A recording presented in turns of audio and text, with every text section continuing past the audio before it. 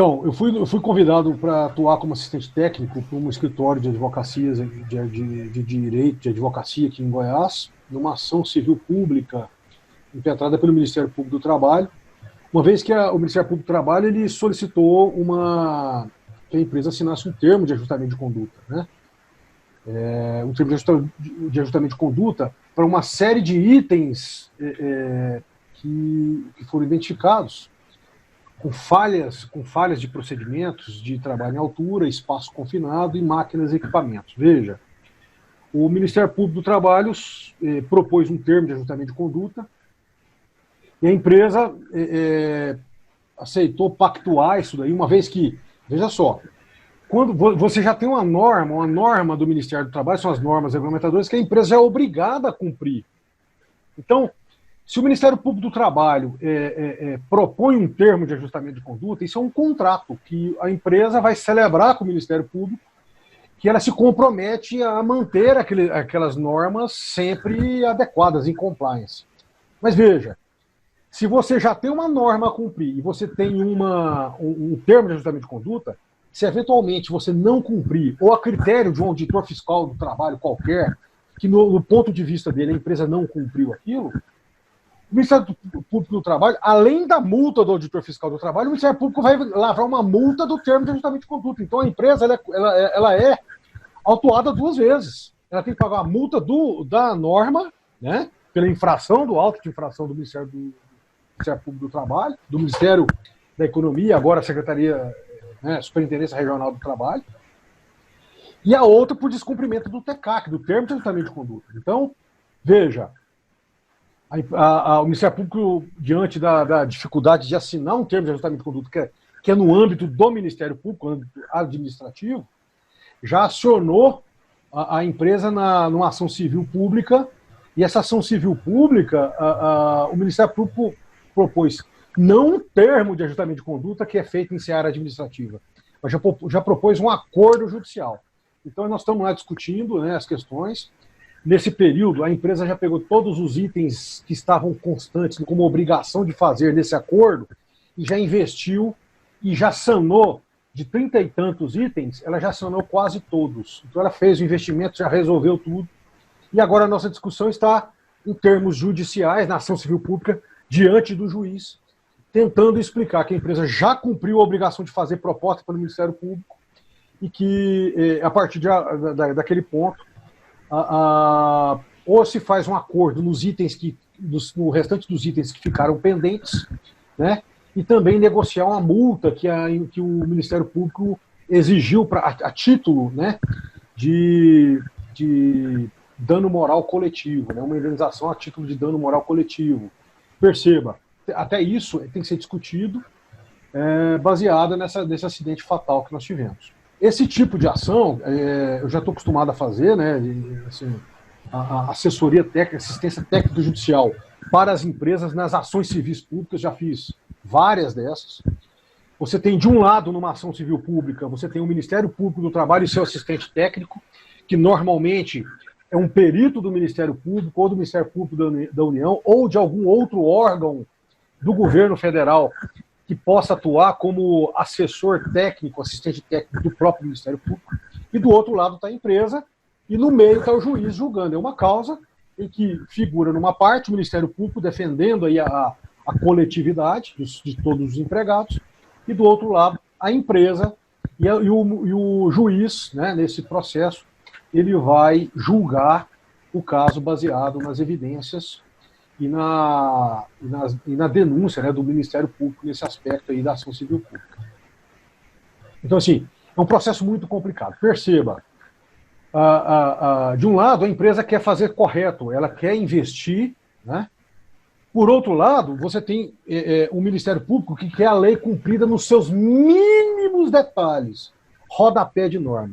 Então, veja só, a empresa contratou um profissional, um engenheiro mecânico legalmente habilitado para fazer uma apreciação de riscos de NR12, e aí ela aproveitou para fazer da empresa inteira. Essa apreciação de risco foi muito mal feita. Você vê que o profissional ele não se preocupou em fazer uma apreciação de risco nos termos definidos pela NR12, ele não se limitou, ele se recusou a utilizar, inclusive, partes da ABNT que trata do assunto. E, nesse caso, por exemplo, a empresa tem que pegar esse documento e jogar para o Ministério Público. Peraí, a empresa teve a melhor das boas intenções em contratar um melhor projeto de NR12. Veja, contratou um profissional legalmente habilitado. Nesse momento, nós não estamos falando aqui de preço, pelo contrário, nós estamos falando de qualidade.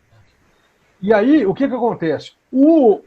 A apreciação de riscos feita pelo profissional legalmente habilitado não está de acordo com os anseios do Ministério Público. O Ministério Público quer o rodapé da norma. Como você vê assim, o profissional, o assistente técnico do Ministério Público, ele não tem experiência de chão de fábrica, ele não conhece a atividade da empresa, ele tem conhecimento técnico fantástico, mas relacionado à norma, à exigência legal. Só que se você for observar, nem tudo que está na norma, e a norma ela é abstrata, ela é genérica. Então nem tudo pode ser aplicado na prática. Ela quer um dispositivo, eventualmente um dispositivo que está previsto na norma, mas que não existe tecnologia apropriada para aquilo que ele quer. Mas ele pede. Então como é que a gente equilibra isso? Então, assim, veja, o Ministério Público do Trabalho tem que ter um bom senso em relação a isso, né? O profissional do que está assessorando o Ministério Público, ele tem que ter um conhecimento técnico que entenda efetivamente um bom senso, né? E que entenda a falta de tecnologia para aquilo que ele está pedindo, até a própria NR12. Existe uma discussão muito grande em cima da NR12, que as exigências são tão grandes. Inclusive, ela teve uma alteração agora justamente porque as empresas importavam máquinas de última geração da Alemanha, da Europa, e chegavam aqui no Brasil, tinham que fazer uma nova adaptação da máquina nos quesitos de segurança, que a nossa norma estava superior aos padrões europeus, que eram os mais exigentes do mundo, né? Então perceba, se a gente for pegar no detalhe do rodapé, a norma ela fica inexequível. Você vai ter uma máquina que efetivamente vai custar 3, 4 vezes mais do que ela efetivamente custa e vai inviabilizar o negócio. Às vezes você não tem um desenvolvimento tecnológico suficiente para adequar isso. Então perceba, é uma situação muito complicada e vai exigir de você como perito judicial, como assistente técnico, como profissional da área, uma experiência muito grande, uma atuação precisa, tanto técnica, né, tanto nos aspectos técnicos envolvidos na matéria do Ministério Público, né, na matéria, seja lá espaço confinado, NR15, NR33, NR35, PGR, GRO, gestão estratégica, você vai ter que ter. Isso exige do profissional da área de segurança do trabalho uma experiência muito grande, conhecimentos, habilidades, no trato com os profissionais, inclusive dentro do processo com o juiz, tanto no peticionamento dentro do processo, quanto nas audiências. Hoje eu participei da audiência e estava discutindo com o juiz e com o procurador do Ministério Público, e com o assistente técnico do Ministério Público, e com a empresa. A gente estava discutindo os aspectos técnicos da máquina, tentando compatibilizar isso com o que está na norma. Então, veja, será que esse dispositivo que a gente instalou na máquina está adequado ao que o Ministério Público quer? Porque ele atende a norma, mas talvez não atenda o detalhe que o Ministério Público ou o próprio Ministério do Trabalho, que fez o auto de infração, está pedindo. Certo?